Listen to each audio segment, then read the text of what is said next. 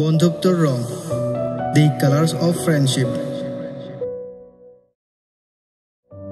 ৰিংকু আৰু চন্দন গাঁওখনৰ দুজন প্ৰাণসখী। দুয়ো প্ৰথম শ্ৰেণীৰ বিদ্যালয়ৰ ছাত্ৰ। পুৱাৰে পৰা সন্ধ্যা পৰ্যন্ত স্কুল, খেল, পাঠ সকলো কামতে একেলগে। মানুহে কয় এই দুজন বন্ধুক বেলেগ কৰিবলৈ মাত্ৰ সপোনটোৱে পাৰিব। এদিন স্কুলত আহিল চিত্ৰাংকন প্ৰতিযোগিতা।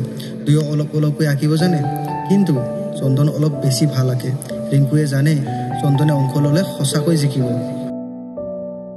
পৰীক্ষাৰ দিন চন্দনে হঠাৎ ৰিংকুক ক'লে, মোৰ মাতৃ অসুস্থ, মই অংশ ল'ব নোৱাৰোঁ। তুমি জিকা, মই তোমাৰ বাবে সুখী হ'ম। ৰিংকুৱে একেধৰণে দুখিত আৰু আনন্দিত অনুভৱ কৰিলে। প্ৰতিযোগিতাত তেওঁ আঁকিছিল এটা ছবি, বন্ধুত্বৰ ৰং।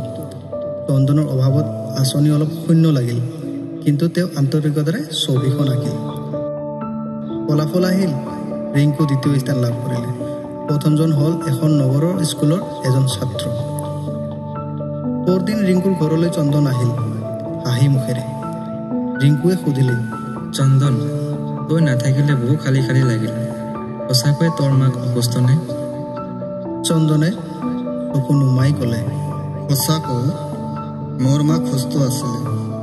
মই জানিছিলোঁ যদি মই অংশ লওঁ তই হয়তো জিকিব নোৱাৰা। মই তোক উৎসাহ দিব বিচাৰিছোঁ। ৰিংকুৰ চকুত চকু মিলাই চন্দনে ক'লে, সঁচা বন্ধু হ'লে কেতিয়াবা নিজৰ সুখ ত্যাগ কৰিব লাগে। মই গৰ্বিত যে তুমি জিকিলা। ৰিংকুৰ চকুত লাহে লাহে পানী আহিল আৰু দুয়ো একেলগে হাঁহিলে। সেই দিনটোত দুয়ো বুজিলে বন্ধুত্বৰ আচল ৰূপ ক'ত পোৱা যায়। বন্ধুত্ব মানে কেৱল একেলগে হাঁহি ধেমালি নহয়, আত্মত্যাগ, সহানুভূতি আৰু সঁচা মনৰ লগত থকা সাহস।